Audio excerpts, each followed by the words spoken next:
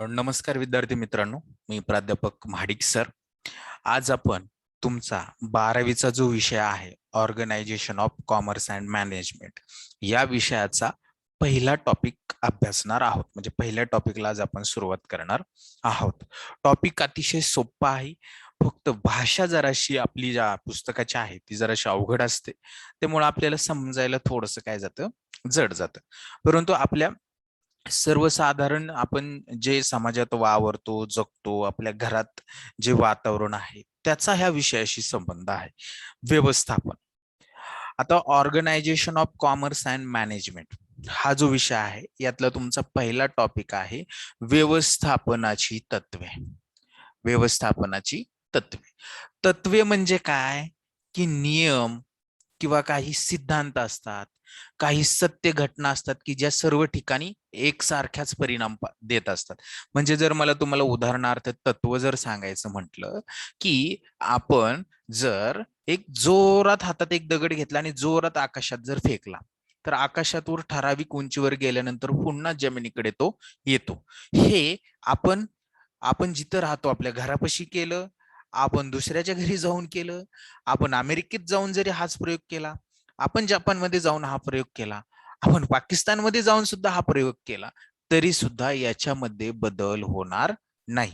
म्हणजेच काय आहे, की हे गुरुत्वाकर्षणाचं तत्व आहे. म्हणजे पृथ्वीपासून उंचावर फेकलेली वस्तू ठराविक उंच गेल्यानंतर जोपर्यंत तिच्यामध्ये शक्ती आहे आपण लावलेली, ती शक्ती संपल्यानंतर पृथ्वी तिला पुन्हा एकदा काय करते, आपल्या दिशेने खेचते आणि ती पुन्हा पृथ्वीवर येते.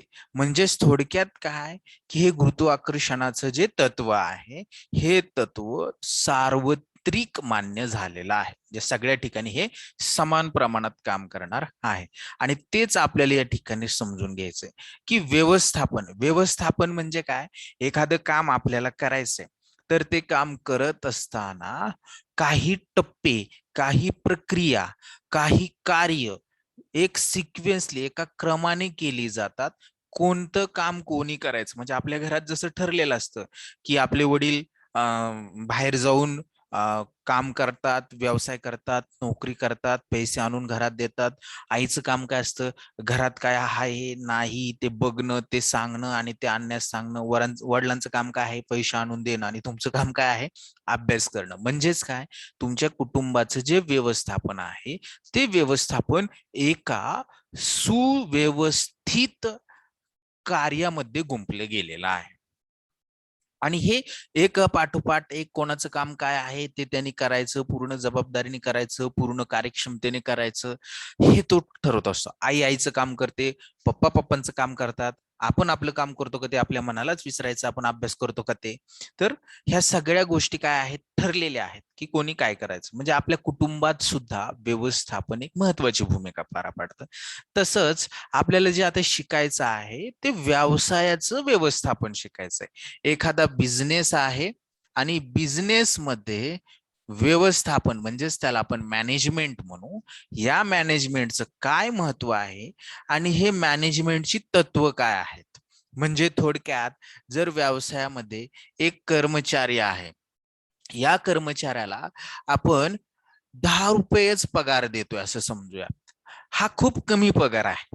आणि मग तो कर्मचारी पूर्ण मन लावून काम करेल का, त्याच्या मनात सारखं एक दुःख असेल की मला 10च रुपये पगार आहे, मला खूप कमी पगार आहे आणि माझ्यासोबतचा जो दुसरा कर्मचारी आहे जो माझ्यासारखंच काम करतो त्याला 100 रुपये पगार आहे. हा जो प्रयोग आपण केला, तर मला सांगा, याला पगार चांगला भेटतोय, हा खुश असेल की मला या 10 रुपये ज्या व्यक्तीला पगार भेटतोय त्याच्यापेक्षा चांगला पगार भेटतोय, म्हणजे मी खूप मन लावून काम केलं पाहिजे.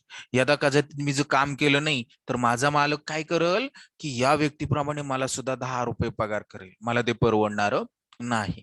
म्हणजे हा जो प्रयोग केला, एका व्यक्तीला 10 रुपये पगार दिला आणि दुसऱ्या व्यक्तीला 100 रुपये आपण पगार दिला, या प्रयोगावरून आपल्याला काय कळलं, की व्यवसायाचं व्यवस्थापन करत असताना जर जे कर्मचारी आहेत त्या कर्मचाऱ्यांकडून आपल्याला चांगलं पूर्ण कार्यक्षमतेने जर काम करून घ्यायचं असेल तर त्याला पगार जो आहे तो पगार त्याला चांगला दिला पाहिजे.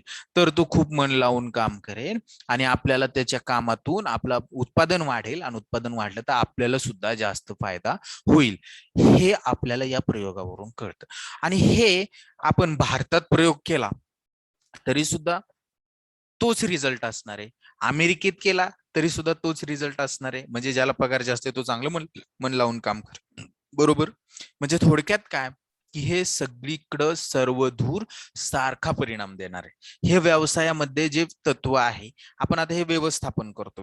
व्यवस्थापन करणे म्हणजे काय करणं, ज्या व्यवसायासाठी आवश्यक असणाऱ्या गोष्टी आहेत, म्हणजे भूमी, म्हणजे एखादा बिझनेस जर करायचा असेल तर भूमी, श्रम, त्याच्यानंतर संसाधने काय असतील, पैसा वगैरे असेल, तर ह्या सगळे एकत्रित करणे आणि ते योग्य पद्धतीने वापरणे म्हणजे व्यवस्थापन. योग्य पद्धत म्हणजे काय की ज्या कारणासाठी आहे त्या कारणासाठीच वापरणे म्हणजे व्यवस्थापन होय.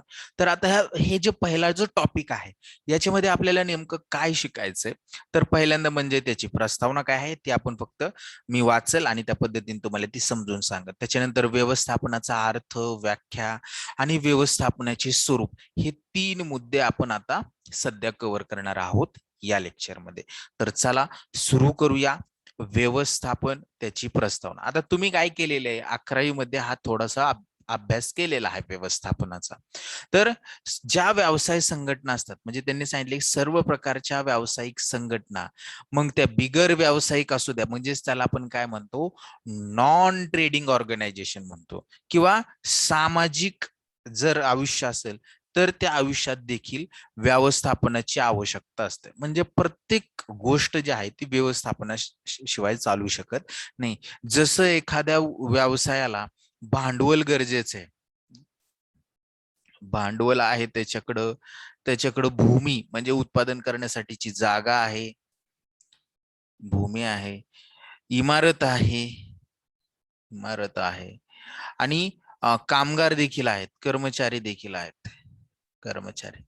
ह्या सगळ्या गोष्टी वापरून तो काय करणार आहे, व्यवस्थापन करणार. पण ह्या कशा वापरायच्या, याचा एकमेकांमध्ये काय कार्यान्वयन संबंध ठेवायचा, हे जर त्याला माहीत नसेल, यांचा योग्य पद्धतीने वापर करणं त्याला जर कळत नसेल, म्हणजेच व्यवस्थापन करणं त्याला कळत नसेल, तर तो व्यवसाय यशस्वी होऊ शकत नाही. म्हणजे प्रत्येक व्यावसायिक संघटना असू द्या, ती व्यवसाय संघटना असू द्या, बिगर व्यवसाय संघटना असू द्या, किंवा सामाजिक आयुष्यातही आपण जिथे राहतो त्याच्यामध्ये देखील व्यवस्थापनाची आवश्यकता असते, म्हणजे असतेच.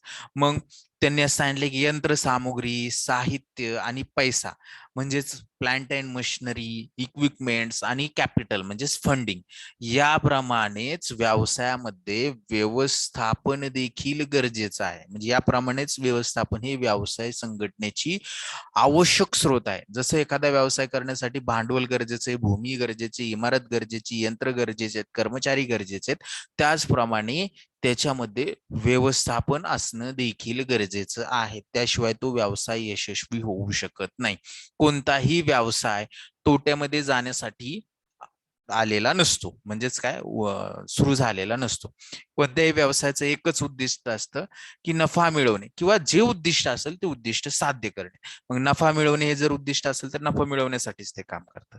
आणि हा नफा मिळवण्यासाठी आवश्यक असणारे जे संसाधन आहेत, म्हणजे भूमी, श्रम, भांडवल, पैसा आणि व्यवस्थापन, ह्या सगळ्या गोष्टी जर व्यवस्थित असतील तरच ते नफा मिळवू शकतं. म्हणजे व्यवस्थापन हा उत्पादनाचा किंवा व्यवसायाचा एक स्रोत मानला जातो.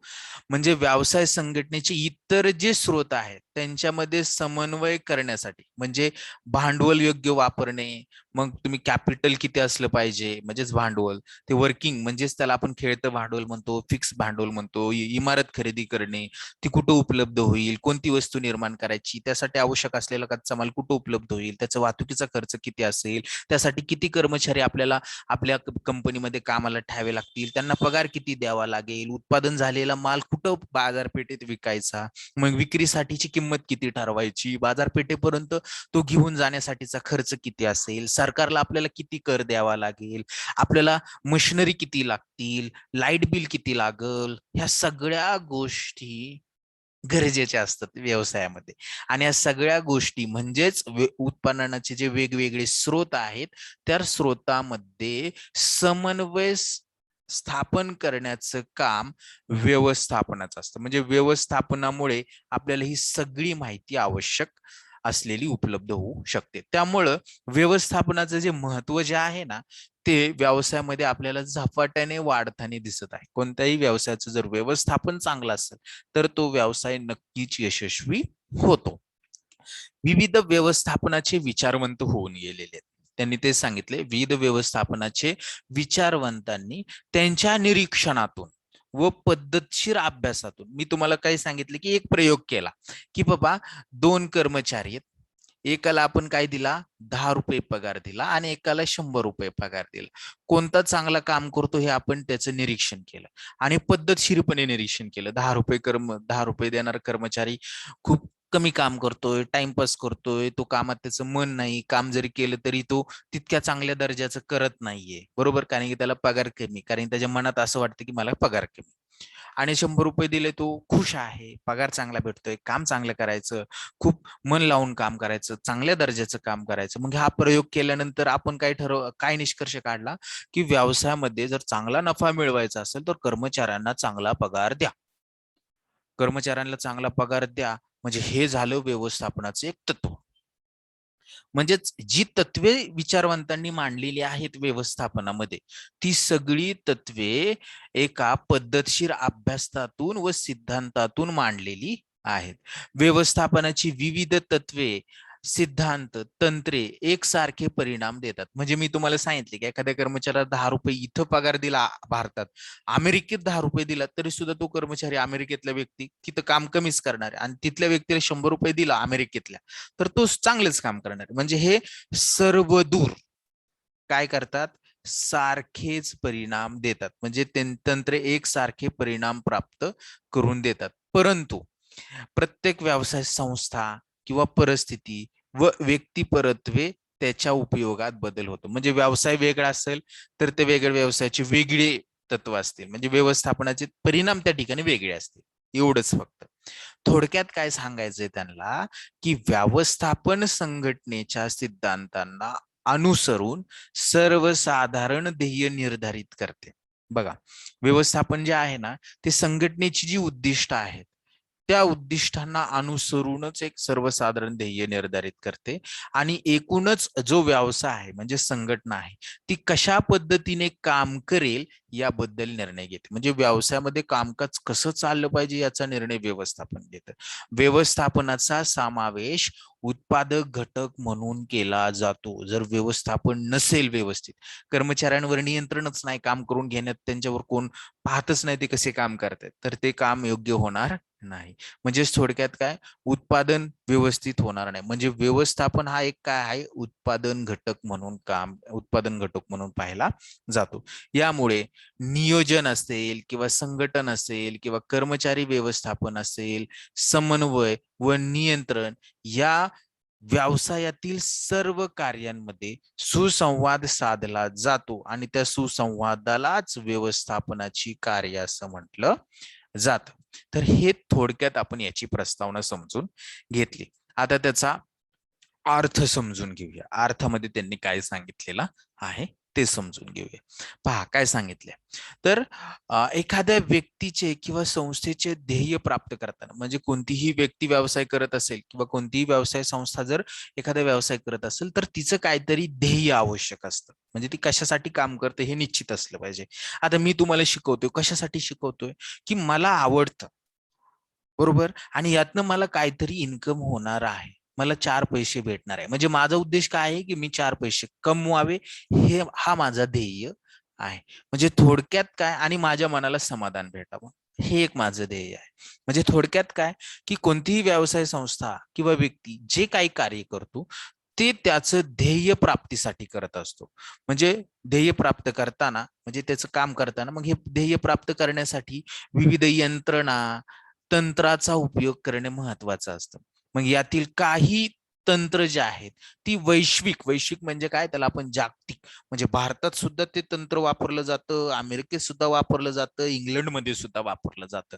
मग ही जी तंत्रे आहेत त्या ती वैश्विक असल्याने त्यांना तत्व असं म्हटलं जातं. म्हणजे व्यवस्थापनाचं तत्व मी आता तुम्हाला सांगितले की एखाद्या व्यक्तीला पगार जास्त द्या आणि एखाद्याला कमी द्या. कमी पगार देणारा व्यक्ती कमी काम करेल, जास्त पगार देणारा व्यक्ती जास्त काम करेल, त्याचं मन प्रसन्न राहील, कामात मन लागल, पूर्ण कार्यक्षमतेने काम करेल.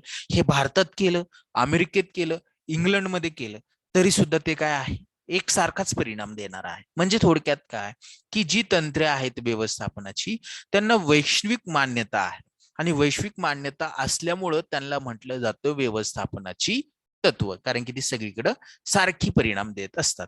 ही तत्वे व्यवस्थापकाला संस्थेची कार्य म्हणजे जे व्यवस्थापन करणारे व्यक्ती आहेत त्यांना व्यवसाय संस्थेतील जी कार्य आहेत ती कार्य विशिष्ट पद्धतीने पार पाडण्यासाठी मार्गदर्शन करतात.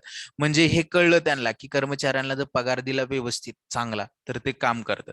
मग ते काम करून घेण्यासाठी जे व्यवस्थापक असतात त्यांना ते मार्गदर्शन करतं तत्व. यामुळे व्यवस्थापकाला प्रभावी निर्णय म्हणजे योग्य आणि चांगला निर्णय घेण्यासाठी आणि संस्थेचं उद्दिष्ट जे आहे ते लवकर साध्य करण्यासाठी म्हणजे जास्त नफा मिळवण्यासाठी मदत करतं. म्हणजे हे व्यवस्थापन तत्वाच्या बाबतीत त्यांनी अर्थामध्ये सांगितलेलं आहे.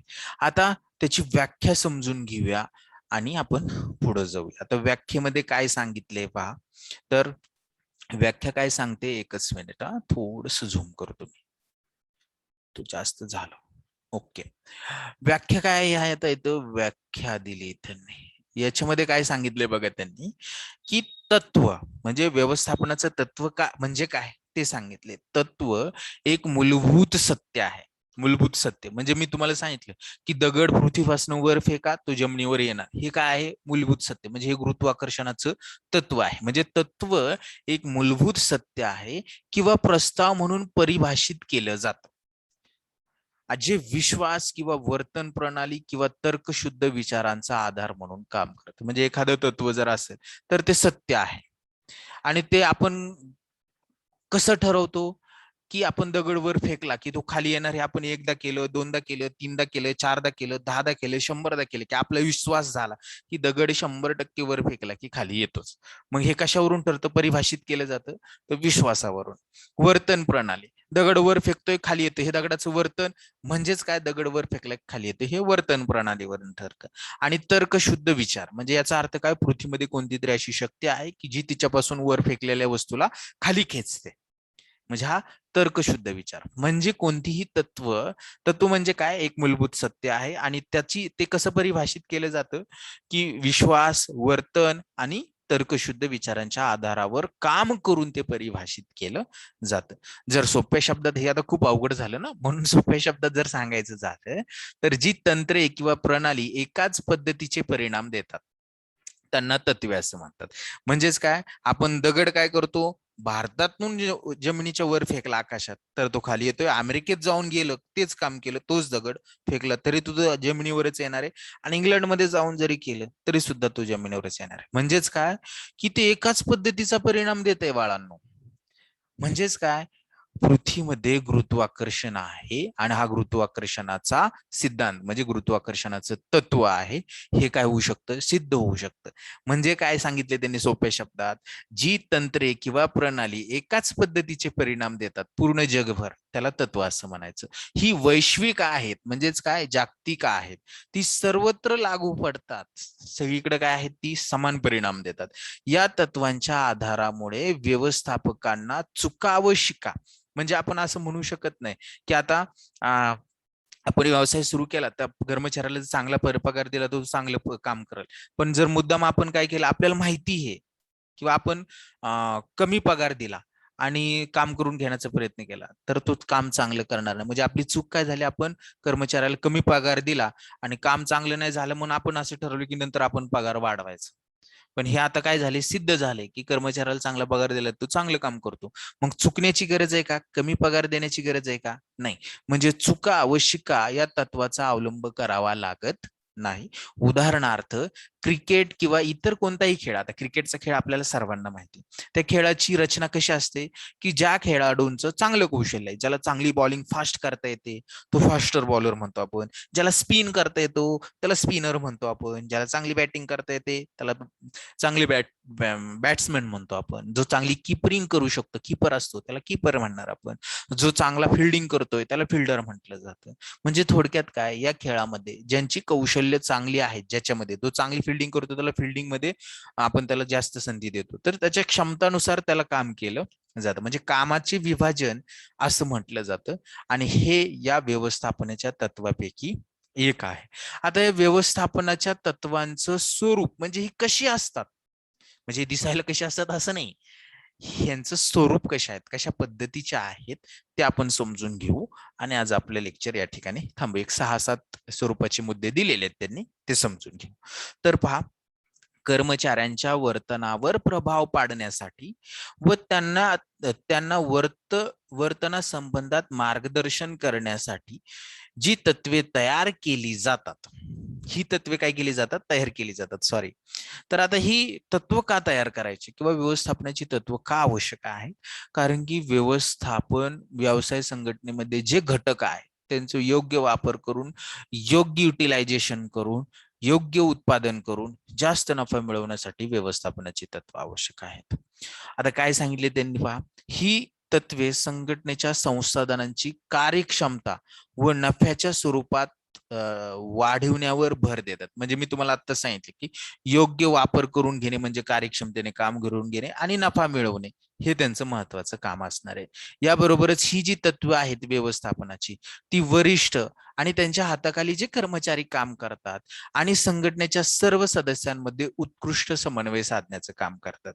म्हणजे वरिष्ठांशी आपण आदबीने बोललं पाहिजे, वरिष्ठांचा आदेश मांडला पाहिजे, हे तत्व आहे व्यवस्थापनाचं.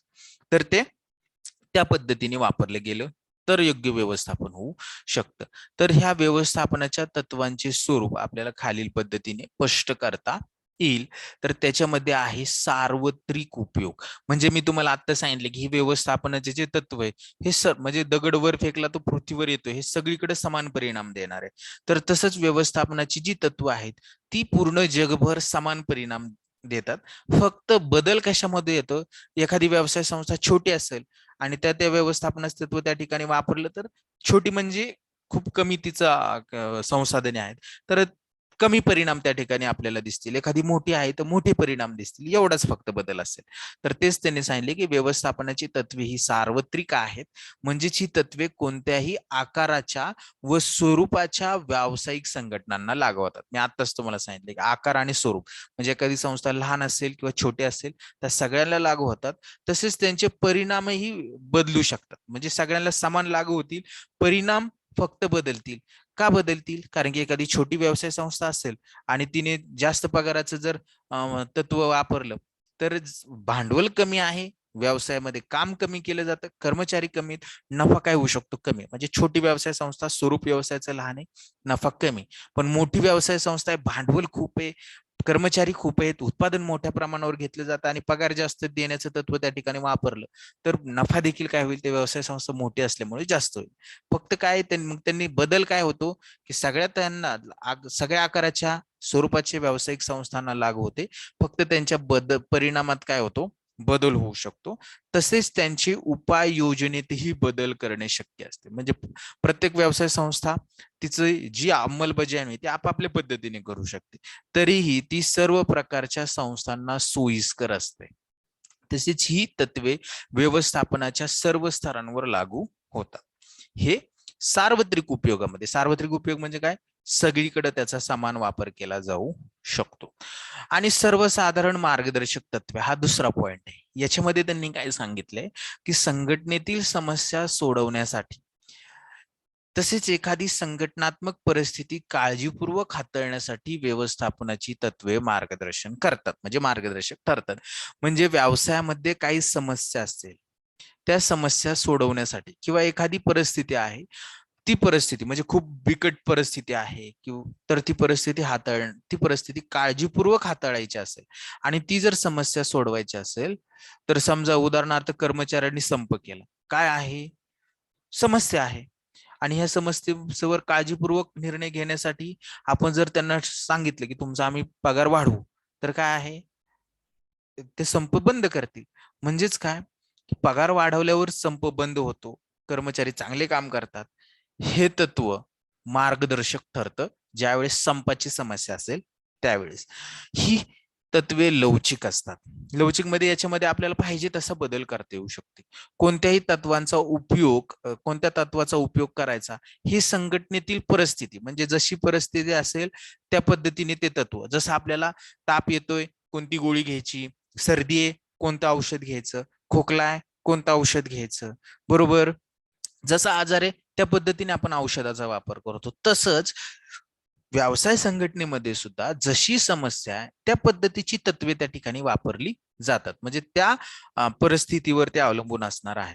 उदाहरणार्थ, जेव्हा आपण योग्य मोबदला असे म्हणतो, तेव्हा योग्य मोबदला हा संघटनेचे स्वरूप, आकार आणि आर्थिक परिस्थितीवर अवलंबून असतो. म्हणजे जर छोटी संघटना असेल तर योग्य मोबदला हा कमी असेल, मोठी संघटना असेल, मोठा व्यवसाय असेल तर योग्य मोबदला म्हणजे नफा हा त्यांचा जास्त असेल. तर हे ह्या सर्वसाधारण मार्गदर्शक तत्वांमध्ये येतं. पुढे त्यांनी पॉइंट सांगितलाय की सराव आणि प्रयोगाद्वारे तत्वे तयार केली जातात.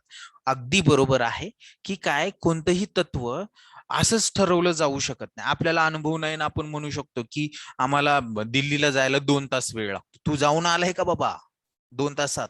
शक्य आहे का? नाही. मग हे कधी होऊ शकतं? तुम्ही एकदा दिल्लीला गेले, दोनदा गेले, तीनदा गेले, चारदा गेले आणि मग तुमच्या लक्षात आलं की 2 दिवसाचा कालावधी दिल्लीला जाण्यासाठी लागतो. म्हणजे हे कशातून तुम्हाला कळलं? की तुम्ही सराव केला, प्रयोग केला, त्यातून कळलं. तसंच आहे व्यवस्थापनात देखील. व्यवस्थापनाची जी तत्वे आहेत ही संशोधनातून हळूहळू व्यवस्थापन तत्वे विकसित केली जातात. म्हणजे अगोदर संशोधन केलं जातं, पगार वाढून दिल्यावर खरंच कर्मचारी चांगले काम करतात की याचं निरीक्षण केलं जातं, आणि मग आपण म्हणतो की पगार वाढवल्यावर कर्मचारी काम करतात. हे तत्व विकसित होतं. म्हणजे थोडक्यात काय, की हे संशोधनातून, प्रयोगातून, पद्धतशीरपणे केलेल्या निरीक्षणातून सिद्ध होतं, आणि या प्रयोगाचे निष्कर्ष संघटनांमध्ये वापरून पाहिल्यानंतर या तत्वांचं याचं तत्वात रूपांतर होतं. म्हणजे हे आपण वापरलं तर आपण म्हणतो की हे तत्व आहे. पुढं लवचिकता. तर व्यवस्थापनाची जी तत्व आहेत ती तत्वे परिस्थितीनुसार बदलता येतात. म्हणजेच काय, आता कोरोनाच्या काळात बाबा सगळ्या व्यवसाय संघटना बंद आहेत. मग आपण कर्मचाऱ्यांना जास्त पगार देऊन जास्त काम करून घेणं गरजेचं आहे का? जास्त कर्मचारी बोलवणं हे आहे का? शक्य नाहीये. मग ह्या परिस्थितीमध्ये काही व्यवसाय संघटनांनी कर्मचाऱ्यांचा पगार कमी केला, उत्पादन कमी झालंय, पगार देऊ शकत नाही. काही कर्मचाऱ्यांना कामावरून काढून टाकलं. काय, उत्पादन कमी आहे, कामावर जास्त कर्मचारी येणं शक्य नाही किंवा ठेवणं शक्य नाही. त्यामुळे परिस्थितीनुसार ही तत्व काय काय होऊ शकतात, बदलू शकतात, किंवा त्यांच्यामध्ये सुधारणा देखील करता येऊ शकते. गरजेनुसार त्याच्यामध्ये बदल करता येऊ शकतो. व्यवसायाची परिस्थिती सतत बदलत असते. सतत व्यवसायात काही ना काही बदल होत असतात, आणि त्या बदलाप्रमाणे, म्हणजे जे बदल झाले त्या गरजेप्रमाणे संघटना त्या तत्वांमध्ये काय करू शकते, बदल अथवा दुरुस्ती करू शकते, त्यांना उपयोगी असेल त्या पद्धतीने. पुढं एकच मिनिट, जरासं झूम करतो. ओके, जास्त झालं, वेट. आणि शेवटचे एक 2-3 पॉइंट राहिलेले ते आपण बघू, आणि हा आपण पॉइंट इथपर्यंत आपण थांबूया. आता वर्तणुकीशी संबंध.